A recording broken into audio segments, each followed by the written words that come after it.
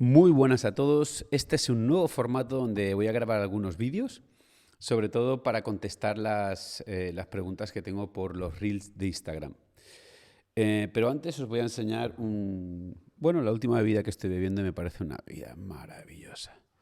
Es un coffee chai. Es una pasada esta tacita. Entonces lo que hago es un café largo y luego le coloco las hierbas de chai, ¿no? De té chai, y esto está tremendo. Bueno, lo que vamos.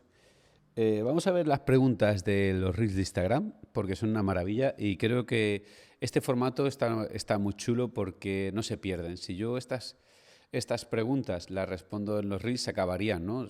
A las 24 horas. Sin embargo, si lo puedo colgar en YouTube, van a estar siempre ahí en el... Bueno, va a ser inmortal si cae en YouTube. Así que vamos a por las primeras preguntas, sin más dilación, como diría mi socio, el don Carlos Oliveira. Primera pregunta es, ¿podrías hablar algo de la ayahuasca? Bueno, largo y entendido. Podría hacer solo un podcast hablando de esto. O sea que, brutal. Pero bueno, vamos un poco, ya que estoy aquí en la ayahuasca, voy a explicarte un poquito lo que son ese tipo de sustancias y por qué yo soy partidario de utilizarlas si eres mayor de 18 años y bajo tu responsabilidad. Para mí las hierbas ancestrales han existido durante toda la vida, ¿no? Las hierbas ancestrales, refiriéndome a ayahuasca, peyote, San Pedro, y bueno, todo este tipo de drogas, ¿no? Hasta la marihuana, ¿no? Por ejemplo. Y han sido a lo largo de la historia una transición entre los rituales chamánicos y no, de las culturas de las personas hacia la naturaleza, ¿no? Hacia esa riqueza de la naturaleza. Estas plantas lo que hacen también es entrar en tu subconsciente, ¿no? Abrir puertas de las cuales es muy complicado abrir y hacen que tú, bueno, pues tengas esos pequeños insights, esas pequeñas visiones, a veces incluso cósmicas, ¿no? Y extrañas, y que te hacen plantearte muchas cosas de tu vida, ¿no? Por ejemplo, yo he probado el Banglasi en la India. Banglasi es una hierba, es una pasta de marihuana que se mezcla con leche de cabra. Y bueno, ¿con qué intención, no? Fui a tomarla, también es muy importante. Yo creo que es lo más importante cuando tomas esta clase de sustancias, con qué intención lo haces, ¿no? Ahora iremos a esa parte. Pero el Banglasi, cuando yo estuve en la India, pues imagínate, ¿no? Me tiré 15 días en Varanasi, la ciudad de los muertos. Y bueno, es una ciudad muy espiritual, es una ciudad donde todos los indios, o sea, toda la gente de la religión hindú quieren morir en Varanasi. Entonces es una ciudad que tú ves a los muertos andando por allí, refiriéndome a gente que literalmente se está muriendo por las calles esperando su turno para que le incineren y poder caer en el Ganges, que es como su río sagrado, ¿no? Eso es como para el cristiano que le encantaría que le enterraran en un ataúd rodeado de su familia. Exactamente igual. Bueno, pues una vez entras en esa ciudad, es una ciudad mágica, es una ciudad que tiene, bueno, pues una historia a través de cuando era el antiguo Benarés, luego Varanasi, con mucha cultura. Entonces, llegar allí, probar las hierbas que ellos también han probado, como pueden ser los sadhus, ¿no? Que van todo el día fumados, estos hombres santos, y probar esta serie de sustancias allí en esa ciudad, para mí es una intención muy bonita. Es una intención casi ancestral y espiritual. Nada que ver con irme a tomar ayahuasca en un fin de semana en un piso en Barcelona y luego salir de fiesta con los amigos. Esto no tiene nada que ver. Entonces, la intención con la que lo haces es muy importante, dónde lo haces también es importante y sobre todo que elijas el chamán o la persona que te acompañe y que sean unas personas muy serias. Yo creo que hasta aquí ha quedado un poco claro la intención que busco cuando busco esta serie de experiencias con hierbas ancestrales, ¿no? Por ejemplo,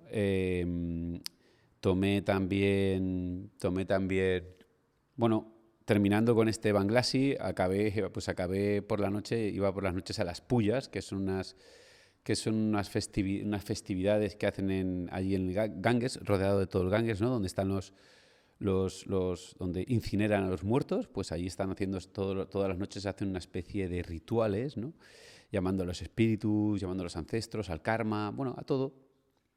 Y estando en ese estado alterado de la conciencia, con toda esa energía vibrante, toda la gente que te rodea y la propia ciudad, pues fue una experiencia muy bonita, ¿no? De hecho, fui con mi hermana y lo vivimos igual, ¿no? Y si te hablara de otra, por ejemplo, podría ser del peyote, ¿no? Que lo tengo aquí tatuado. Tengo un peyotito tatuado aquí. Y esta experiencia también fue muy, muy buena. Y lo mismo, ¿no? Imagínate, no es lo mismo tomarse un peyote en casa del colega que ha conseguido, porque por internet se lo han mandado desde Ámsterdam, por ejemplo, hasta, joder, irte en mitad del desierto, en mitad de la nada, sin conocer nada, en una gran aventura, eh, buscando a los huicholes, ¿no? Y encontrar ahí a los huicholes, encontrar cómo buscando al final encuentras al huichol que te va a dar la ceremonia. De hecho, en esa ceremonia hubo como mucho ritual, habían huicholes de verdad, de raza huichol, ¿no? Auténticos, pero era una noche que se juntaban además huicholes y nosotros, gente blanca, ¿no? Por así decirlo, que no son los mexicanos, es cualquier persona que no sea huichol. Y juntaban culturas para en esa noche enseñarse toda la magia que lleva rodearse del Padre Fuego, el ritual que requiere esto, ¿no? Pues yo acabé allí con toda esta casualidad, ¿no? Y, y ver esto en vivo y en directo, como te he dicho, perdido de la mano de Dios, con cánticos, instrumentos, toda la noche bailando alrededor del fuego, con ese estado alterado de la conciencia, cómo abren espacios energéticos, o sea, esto es otra cosa, ¿es verdad? Entonces, eh, la intención es muy interesante, dónde lo hagas es muy interesante, que sea auténtico, ¿verdad? Imagínate que te vas a comer una paella espectacular, espectacular en Canadá. No, no, eso no es auténtico. Entonces, donde vayas y si resuena contigo, puedes ir a un sitio auténtico. Voy a hacer una paradita para tomarme este té chai. Además, esta versión podcast es como que, ya sabéis que yo tengo aquí, en mi casa tengo el estudio, esto es el comedor de mi casa, y está montado, entonces yo coloco, aprieto la luz y mejor así que estar en el teléfono. Estoy como conversando contigo y de hecho estoy a gusto y tranquilo, ¿no? Vale, estamos en la ayahuasca, que lo tengo aquí apuntado en el ordenador. Entonces, ¿qué intención tienes? ¿Con quién lo vas a hacer? ¿En qué época de tu vida estás? Esto es lo más importante. Yo, por ejemplo, cuando fui a tomar ayahuasca, y vamos ya al centro de la pregunta, cuando yo fui a tomar ayahuasca, pues estaba en un momento de mi vida que habían acontecido muchas cosas y el momento en el que paré de mi vida fue entrando en la cárcel. Al salir de la cárcel me quedo en la nada. Pasa un periodo de mi vida de incertidumbre, de no saber hacia dónde ir, ¿no? No tenía nada, imagínate que yo he llegado a pensar con mi cabeza ir con la moto e ir pensando en qué casa me voy a meter, dónde voy a vivir, o sea, si le tengo que pegar una patada a aquella puerta, si aquella puerta, si allí no vive nadie, pues quedarme allí. Hasta ese punto llegué, ¿no? Y, y de hecho lo hice, ¿no? Hubo una temporada de mi vida, bueno, lo cuento en mi libro, creo que en el segundo, en Disciplina Espiritual, lo cuento, Disciplina Espiritual en Amazon. Lo podéis encontrar y ahí lo cuento. Para no enrollarme mucho, claro, en ese estado yo estaba bien, muy calibrado, porque hay que estar calibrado para ir, hay que estar en un estado bueno, no malo. Estaba calibrado, pero estaba con preguntas. Estaba en un momento espiritual muy grande de mi vida, en un momento de grandes cambios, pero yo estaba bien. ¿Qué te quiero decir con esto? Nunca vayas a tomar ningún tipo de estas sustancias estando mal, creyendo que esto te va a dar la felicidad o va a hacer que saltes una puerta o saltes una valla y de repente, happy flower, ya me encuentro bien. Esto no va así. Esto va de que yo estoy calibrado, estoy en mi centro, pero tengo un anhelo, una llamada interior que me dice que necesito algo más, ¿verdad? Porque si tú estás mal y tú vas a y tú vas a tener una experiencia de estas, esto casi que te va a dejar peor, si no te da un yuyu por otra parte. Entonces, yo diría cuidado, diría respeto, sobre todo respeto, y buscar el momento que sea idóneo. ¿Y cómo sé yo si es ese momento? Bueno, pues no vayas a la primera. Yo la primera vez que oí la palabra ayahuasca, la oí en Filipinas, perdido en una isla de la mano de Dios que se llama Siquijor, estoy enamorado de Siquijor, me compraré una casa allí algún día. Y la primera vez que lo oí fue por Pablo, un viajero que conocí, que luego fue mi hermano, es mi hermano de hecho. Ya sabéis que cuando yo hablo a una persona de hermano, a un hombre, para mí un hombre que le llamo de hermano es te respeto y te admiro. Esa es la palabra hermano en otro idioma. Y, y bueno, la primera vez que oí hablar de esta palabra me dijo, él, fue por la noche, yo estaba perdido en aquella isla, había llegado por una serie de circunstancias y iba perdido total, porque yo simplemente seguía a los viajeros que viajaban y yo me pegaba a rueda, viajaba sin rumbo. De hecho, yo no quería volver a España, yo quería irme por el mundo, viajar y donde la mano de Dios me lleve, ¿no? Y él me dijo en esa isla, la primera vez que, o sea, a la tercera vez que oigas la palabra de ayahuasca en un mes, es que ella te está buscando. Y me lo tomé tan en serio que a la tercera vez que lo escuché fue en un podcast y dije, ahora es la mía. Y nada, y al final lo que pasó ahí es que, estoy intentando recordar, ¿no? Lo que pasó ahí es que Pablo, que es de Italia, se vino a España y aprovechamos para irnos a Barcelona. No hace falta tampoco ir a ningún lugar, como te he dicho antes, pero para que veas las similitudes y las intenciones. Y él vino y nos fuimos los dos y fue espectacular. O sea, duro, le diría que es duro, que no sé, yo creo que es duro porque a mí no me gusta estar en un estado de vulnerabilidad física. Una cosa es estar en un estado de vulnerabilidad emocional, ¿no? No me importa. De hecho, es algo que hago a menudo, estar en ese estado. Y ahí me hace crecer, ¿no? Me hace hacerme grande, estar en un estado de vulnerabilidad emocional. Pero física no. Entonces, física me refiero a que estés tumbado que estés tumbado en el suelo y no puedas hacer nada, ¿no? Que estés ahí como, claro, estás literalmente envenenado, ¿no? Por una planta y no te puedes ni mover. Estás con espasmos, dolores musculares, alucinaciones. O sea, la gente se caga encima, se mea. Hay gente que te rodea y te ayuda y te lleva, ¿no? Y os voy a contar un poquito así la experiencia muy rápida porque tengo un montón de preguntas y no sé cuánto tiempo llevo aquí. Pero había que prepararse, ¿no? Como 15 días te preparas, no tomas una serie de sustancias como pueden ser tabaco, café. Yo no fumaba, tabaco, café. Bueno, yo soy fumador de marihuana, pero no de otra sustancia. Tabaco, café, no comer cerdo, no hacer el amor durante 15 días. Y tenía sentido porque tú tienes que estar con las revoluciones y con tu estado de conciencia lo más real posible. Es ese estado en el que bajas y estás realmente en ese estado que eres tú. Sin café eres tú. ¿Por qué? Porque no tienes ese estado alterado. Sin tabaco eres tú, etc, etc. Tú dirás, ¿y sin hacer el amor? Bueno, pues la testosterona la tendrás más alta y supongo que estarás más limpio o algo así.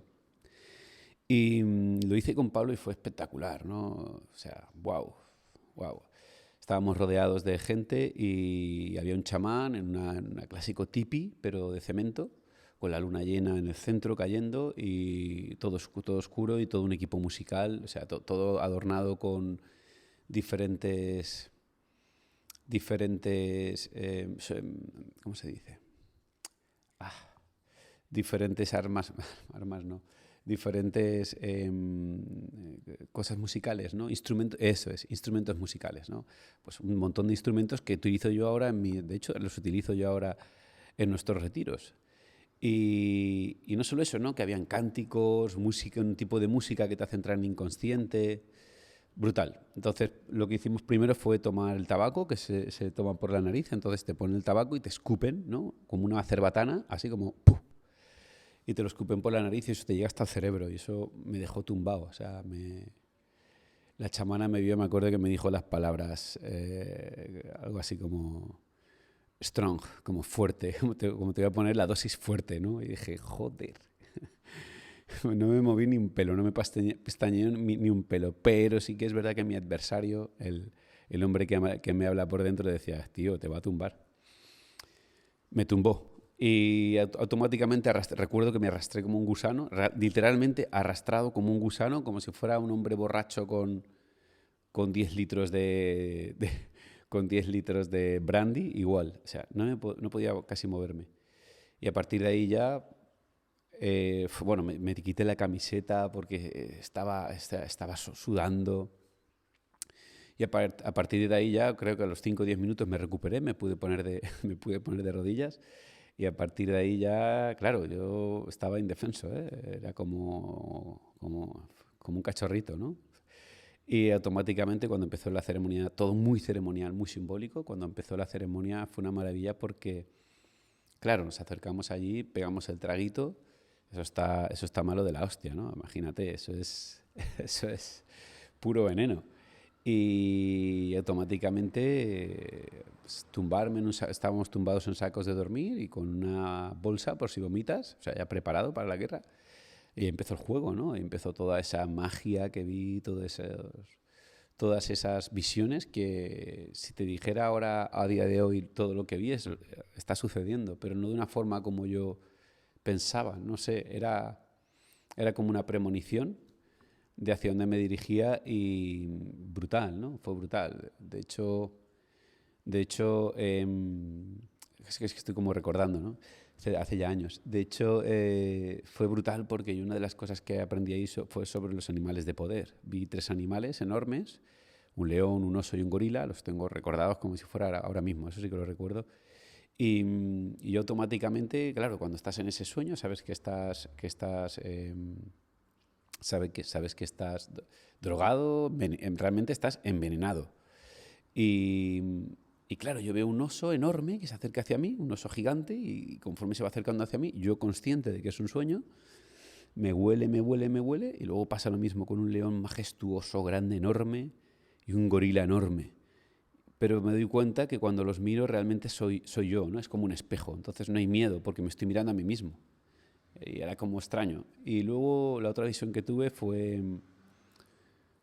iba un muñequito ahí andando hacia adelante, una especie de sombra, y esa sombra yo iba detrás corriendo, y ella, la sombra corría y yo corría. Y esa sombra era muy curiosa porque era una sombra, espera que voy a dar un traguito, era muy curiosa porque era una sombra que salía de espaldas y era como una especie de guerrero como los de Avatar, igual. Era un avatar, pero con plumas en las orejas y sin pelo. Y con collares y tal, pero yo no lo veía el color ni nada, era negro, era como gris, ¿no? Y yo lo veía a lo lejos.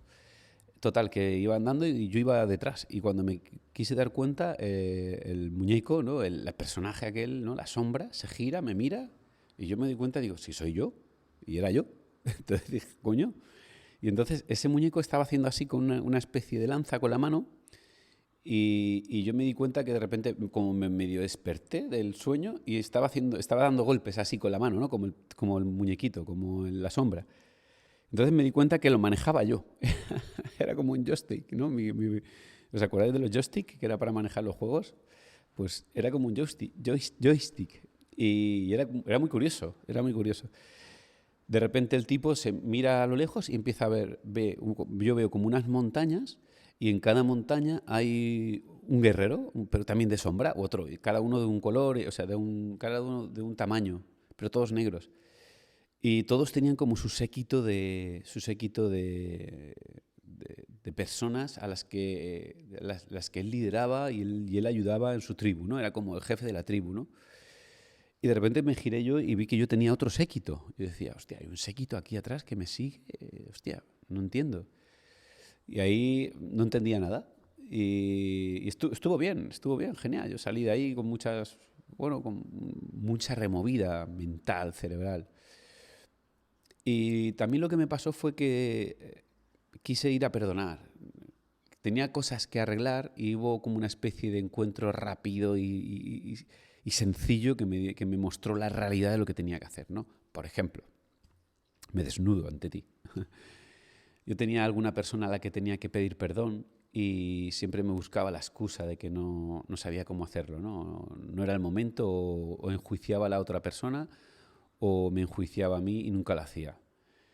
Y entonces en ese sueño de ayahuasca vi una flecha como se cruzaba por el problema, ¿no? Como si se pasara por mi cabeza y me dijera, esto es así. O sea, me mostró que era tan sencillo como ir y hacerlo, que me quitara mi ego, me quitara todas esas velos que te tapan, ¿no? Y lo hice. Al cabo de una semana o dos vi a esa persona y me acerqué, le pedí perdón, le di un beso es un hombre, le di un beso en la mejilla y además es un hombre que he respetado mucho como un padre y le di un beso en la mejilla y le dije adiós, ¿no? Y es una persona que ha sido muy importante en mi vida y me había quedado esa espina, ¿no?, en el alma.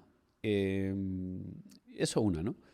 Y luego los animales de poder, muy curioso, porque al cabo de 4 o 5 meses de venir y tomar la ayahuasca, estaba escuchando un podcast y de repente estaba trabajando, atornillando cosas en el box.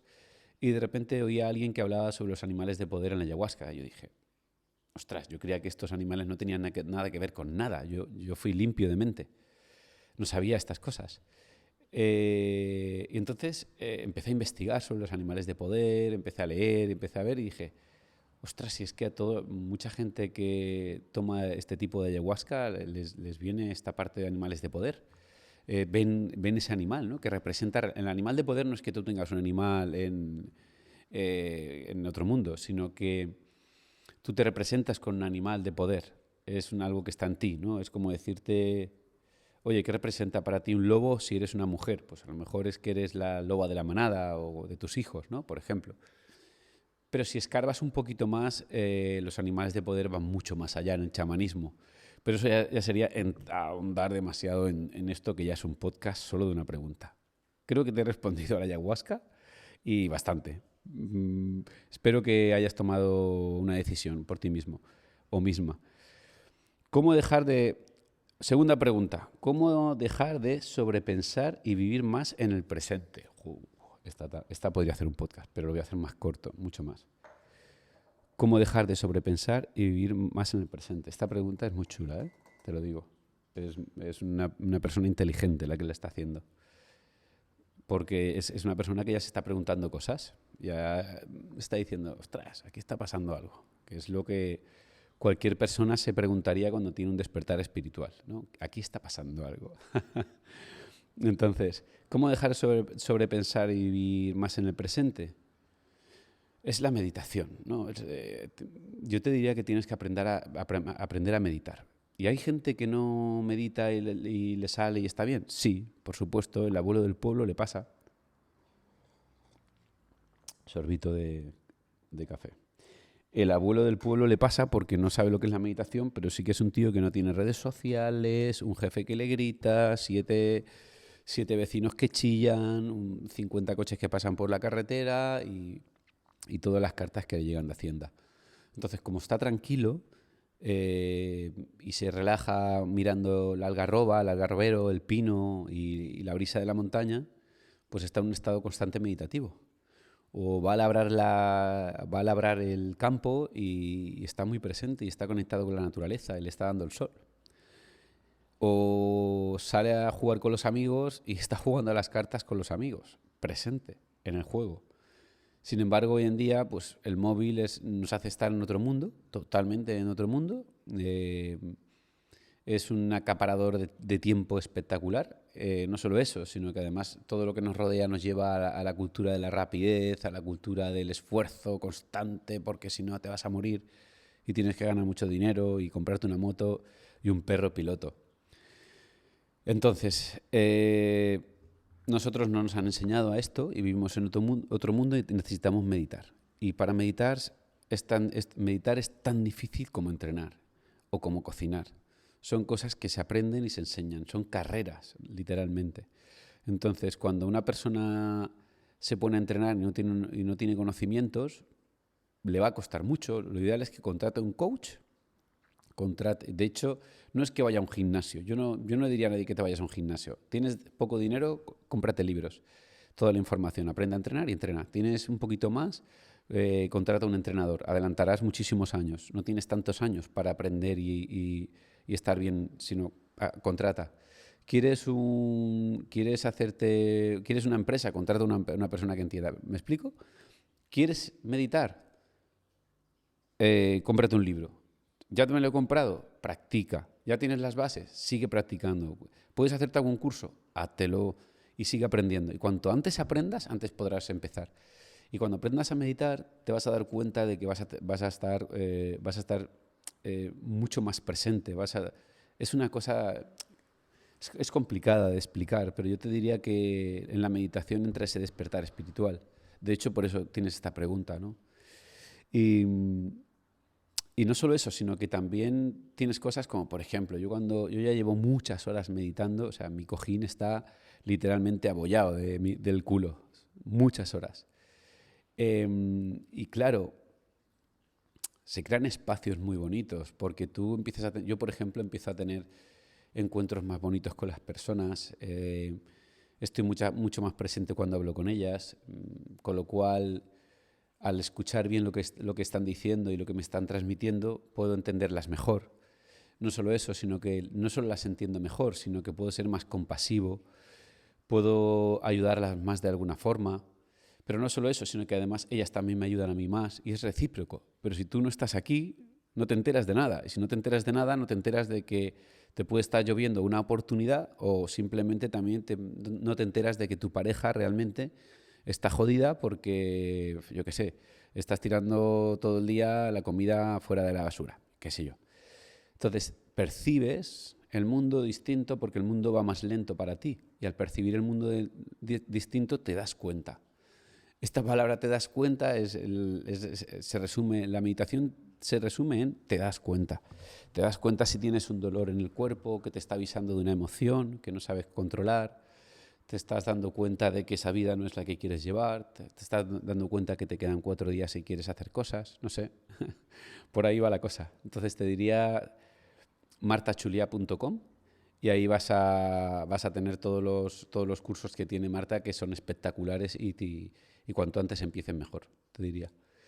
Y el libro Despertar Ahora también, de Marta Chulia, lo puedes encontrar en Amazon, Despertar Ahora, y ahí por 15 euros vas a tener una información que es espectacular.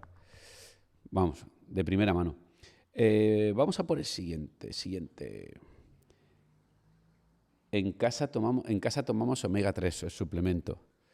¿Mejor por la mañana o por la noche? Vale, mejor por omega 3 suplemento, vale. Omega 3 y el suplemento, esto daría para otro podcast, pero no es así. Es un alimento muy bueno, ¿vale? Yo lo tomo siempre y es de mis básicos total. O sea, yo tomo el omega 3 siempre, de domingo a domingo. ¿Por qué? Porque, bueno, es antiinflamatorio, ayuda al sistema cerebral, a la concentración, a la reparación celular. O sea, esto no lo hace cualquier alimento. Pero tiene una desventaja. Sorbito de café, dame un segundo. De coffee chai, sorbito de coffee chai. Y la desventaja es que hay mucha trampa. Hay mucho comercial que te vende el omega 3 y son de palo. Y eso pasa en entonces pasa en todo, ¿no? En todos los productos. Desde un ordenador que es de palo me refiero barato y malo. Desde un ordenador que es de palo hasta todo lo que ves en un chino que es de palo, hasta todo. Hasta el palo que tengo aquí en el móvil. Entonces, como hay mucha mentira, yo te diría que puedes hacer una prueba con tu cápsula de omega 3 y la metes en el congelador. Esto se lo escuché el otro día a una persona y me pareció interesante y lo hice y me gustó. Lo pones en el congelador y lo dejas 24 horas. Entonces, a esas 24 horas, si tú a las 24 horas lo machacas así y notas que tiene un olor, una, que se haya congelado mal, y otra que tenga un olor a podrido o rancio. Entonces, si es un aceite rancio, ya no hace falta más que te diga más. Es como intoxicado, es tóxico. Entonces, no tiene sentido. Eso contesta una de tus preguntas. Y luego la segunda es, ¿por la mañana o por la noche? Bueno, por la mañana te da mayor concentración, te daría mayor concentración, y por la noche mayor reparación celular. Pero da igual, o sea, no importa. Yo me lo tomo preferiblemente con mi primera comida, que ahora mismo hago un ayuno, entreno y después es cuando como. Pues cuando como. Pregunta número 4. ¿Cuál es tu sentimiento más profundo después de pasar por la cárcel? Hostia, esta también tiene una pregunta muy guapa. Estas son 7 podcasts o un libro. Muchas gracias por la pregunta, la verdad, porque eso demuestra de ti una persona con un anhelo profundo de... No sé cómo decirlo, ¿no? Esa parte que cuando tienes esa sensibilidad hacia la otra persona. O que tienes a alguien que está en la cárcel, también puede pasar. El sentimiento más profundo de pasar por la cárcel yo creo que es... Yo creo que es darte cuenta, ¿no? Darte cuenta de que estás ahí porque es tu responsabilidad, de que estás ahí porque no has hecho cosas que debían estar bien y que eres tú la única persona que puede cambiar el no volver ahí, ¿no? Ese es el sentimiento más profundo y es el que a mí más me impactó. Pensar que yo me había convertido en una persona que tenía que entrar en la cárcel por una serie de circunstancias quería decir que yo no era una persona honorable, por así decirlo. Y eso quizás me dolió mucho, ¿no? Y, y luego también hay un sentimiento profundo de agradecimiento. Yo siempre digo que las adversidades siempre tienen un diamante oculto entre espinas. Lo que pasa es que no lo vemos. Ahí puede estar oculto, o sea, una maraña de zarzas y si tú poco a poco vas quitando esas zarzas, esas espinas, esos dolores, ¿no? Esas creencias que tienes sobre esa historia que te pasó o ese juicio que tienes sobre esa historia que te pasó, si tú las vas quitando poco a poco, al final te vas dando cuenta que el único culpable eres tú, que eres tú la única persona que tiene que resolverlo, te das cuenta de que la vida te ha puesto esta adversidad para ayudarte, te das cuenta que tienes que encontrar lo que está bajo tu control y lo que no está bajo tu control, etc., etc., como tienes que perdonarte. Porque el perdón al final también te lleva a la reflexión. El perdón es perdonarte a ti mismo, ¿no? Perdonarte una acción que has hecho en un momento que no te has dado cuenta. Eso es el perdón. Pero no un perdón como... Aquí voy a meterme en camisa de once varas. Como hay, por ejemplo, cuando te vas te pones delante de una persona y decir, oye, Padre nuestro, perdóname por los pecados. Bueno, pues si solo con pedir Padre nuestro ya te van a pedir los pecados, te vas para casa y sigues igual, no tiene sentido. El perdón viene de la reflexión, ¿no? Y esa reflexión te lleva a la sabiduría, pero si luego no lo pones en acción no tiene nada que ver. O sea, yo podría haber pensado que la cárcel yo era yo era la persona que no se lo merecía porque todo me pasa a mí y y luego pedir perdón y cuando salgo de la cárcel pedir perdón pero seguir haciendo el gilipollas. Entonces no tiene sentido. Lo que tiene sentido es cuando tú tomas acción y te conviertes en otra persona porque decides no volver a hacer aquellas cosas que no debías hacer, por ejemplo. Entonces el sentimiento más profundo después de la cárcel yo creo que es el darte cuenta y el agradecimiento. Hermano, ¿cuál es tu rutina mañanera para afrontar el día? Hermano, es respeto y admiración. ¿Cuál es tu rutina mañanera para afrontar el día? Qué guay, esta pregunta me gusta.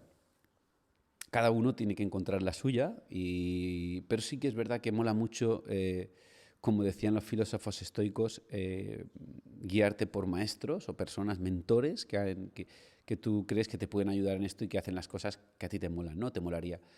Pues yo me fijo en mentores y aprendo de mentores, de los libros que leo y me creo mi propia rutina. La pregunta es, créate tú la tuya, te diría, créate tú la tuya y coge lo que te sientas y lo que no. Bueno, yo me levanto intuitivamente, eso es lo primero, me levanto intuitivamente. Tú dirás, bueno, pero es que yo trabajo y tal, y yo también.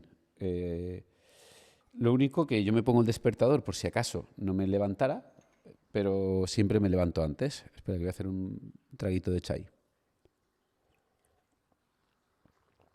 Me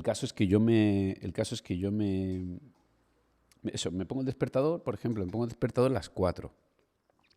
Si tú sientes a las 4 que a las 3, qué sé yo. A mí me gusta liderar mi vida, mantenerme firme, mantener al adversario en jaque mate y ser yo el que manda. Entonces he decidido que quiero levantarme pronto y es así. Pero si a ti no te va bien o no fluye, busca otra hora. Yo me levanto a las 4 y a las 4, o sea, a las 4 pongo un despertador, pero normalmente me despierto a las 3:15, 3:20, 3:30, por ahí anda la cosa. Y simplemente me despierto, he dormido 6-7 horas porque me acuesto 8:30, 9 de la noche. Y me despierto natural y como un relámpago. Yo me despierto rápido, me levanto rápido y ya voy tranquilo porque el mundo está tranquilo. Es la hora del chi. Es una hora con un nivel energético muy bajo porque el mundo está durmiendo, ¿no? O sea, medio mundo está dormido, entonces la energía es una energía muy distinta, tú lo podrás notar si te levantas a esta hora. No si te acuestas, pero si te levantas sí que lo notarás. De hecho, los grandes filósofos, los grandes maestros espirituales, todos hablan de la hora de las 3:33. Pero esto daría para otro podcast. A lo que voy. Me levanto y me tomo, lo primero que hago es hidratarme. Para mí lo más importante antes que comer, o sea, yo creo que eh, todo el sistema digestivo no está preparado para moverse y para masticar. Aunque algunas veces lo he hecho en mi vida, no es lo adecuado. Y si lo hago no pasa nada, pero me creo una rutina para que eso no pase, un hábito.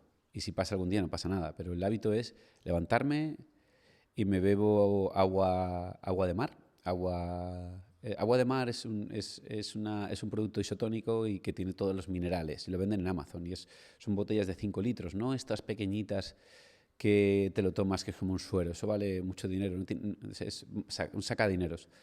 Con las grandes es suficiente y me tomo 2 o 3 dedos y luego me echo 2 o 3 dedos también ya lo diré, de vinagre de manzana ecológico y de primera fermentada, para que tengan todos los bichitos, ¿vale?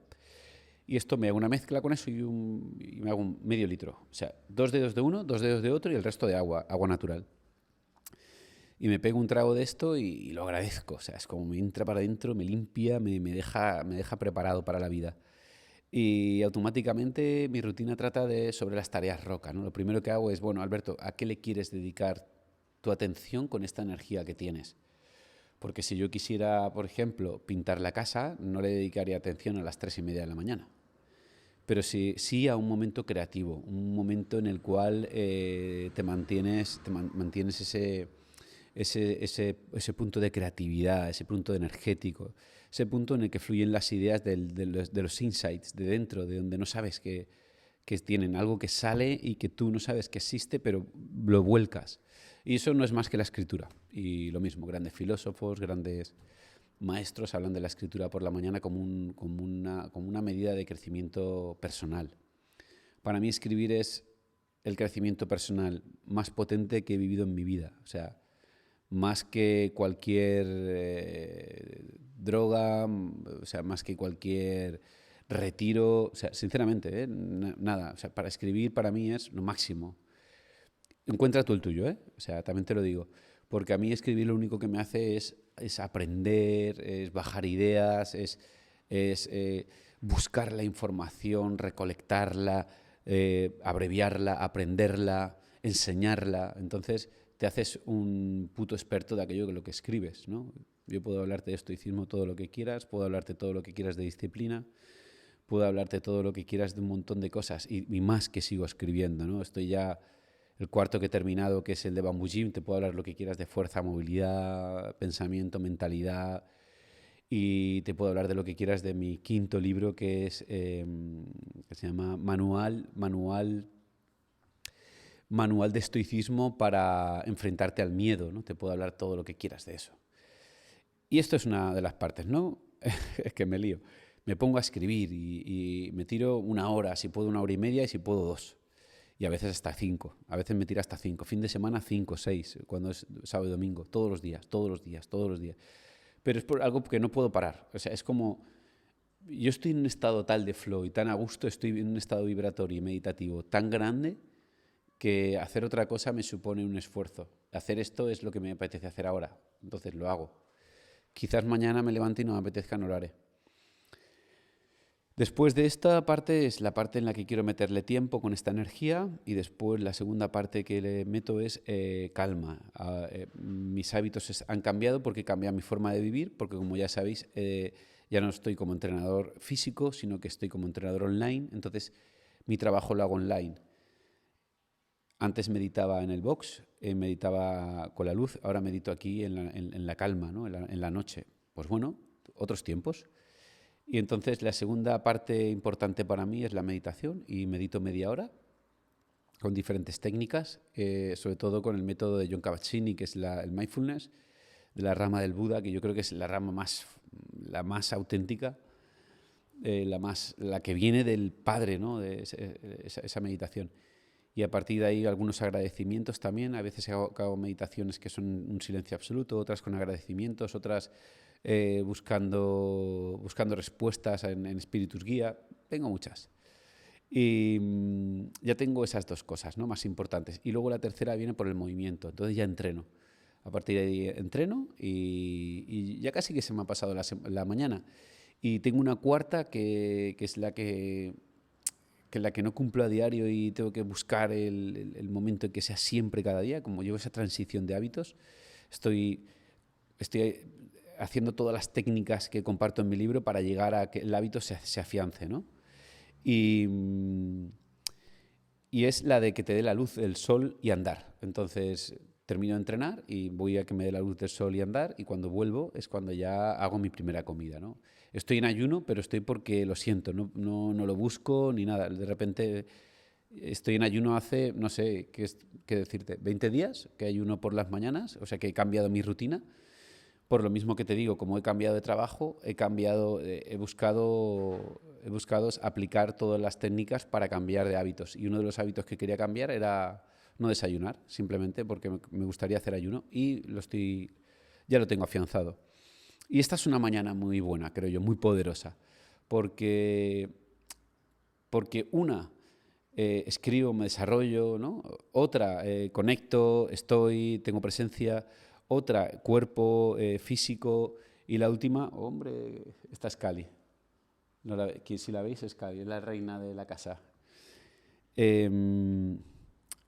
Eso que os decía, conecto con esa parte y al final andar, que es súper bueno. Entonces, yo ahí te diría, en el libro Disciplina Espiritual explico cómo son una mañana poderosa y cómo cambiar los hábitos, y creo que te puede ayudar también. Y ya está. Sí, esta última. ¿Qué ha pasado? ¿Qué quiere decir esto de las graduaciones de Brazilian? Vale, lo tenía aquí. Brazilian, ya terminamos con esta última pregunta. Brazilian Jiu-Jitsu lo habréis visto, también en mi segundo libro hablo mucho del Brazilian Jiu-Jitsu, y en el cuarto libro también hablo, porque para mí es muy importante la lucha, ¿no? La ha sido toda la vida y bueno, después de 12 años sin luchar volví a entrar en un tatami y a entrenar, y elegí el Brazilian Jiu-Jitsu como una parte de lucha. Todas las luchas me encantan, todas tienen su magia, menos aquellas que son, ya sabéis, esas raras que se inventan, pero las originales, o sea, son hermanos todos para mí. Total, que el Brazilian Jiu-Jitsu lo elegí porque me gusta mucho el Brazilian Jiu-Jitsu, su metodología, me gusta mucho su esencia, sus valores, o sea, son espectacular.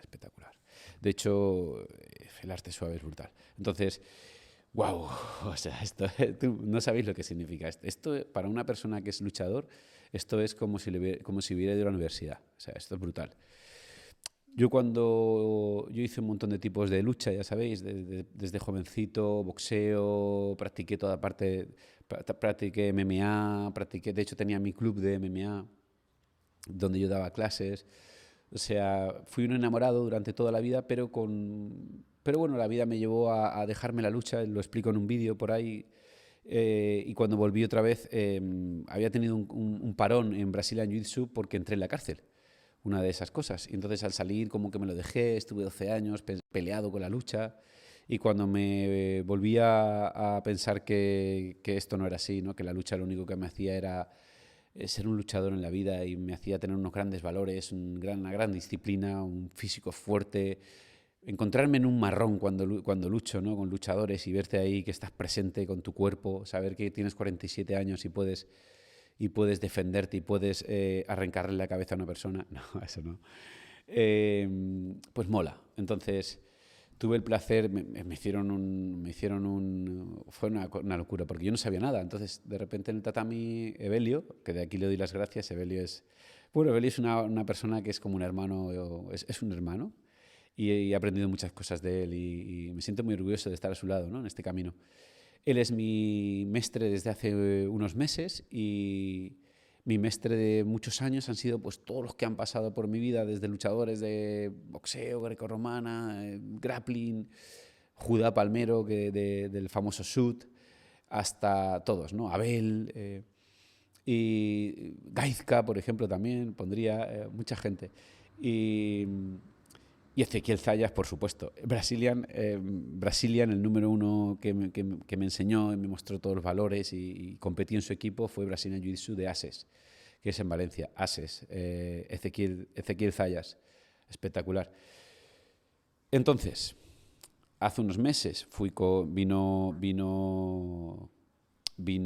ya que me lío, vino Evelio, y entonces, hace unos meses, el otro día, y entonces trajo un montón de luchadores. Y en todo ese montón de luchadores, pues faisas marrones, negros, orejas rotas, o sea, como, wow, todos más jóvenes que yo, todos más fuertes que yo, todo mejor que yo. Y entonces yo estaba como muy... Estás ahí en un plan diciendo, aquí lo único que me queda es crecer y mejorar y ganar y aprender. Entonces, con esa actitud, yo cuando entro al tatami con esa gente, es como, os admiro. O sea, los miro y digo, os admiro como hombres, o sea, quiero aprender. Entonces entrenamos, claro, ellos tienen un nivel muy grande y yo voy adquiriendo un nivel acercándome a ellos cada vez un poquito más, y eso lo demuestra los cinturones.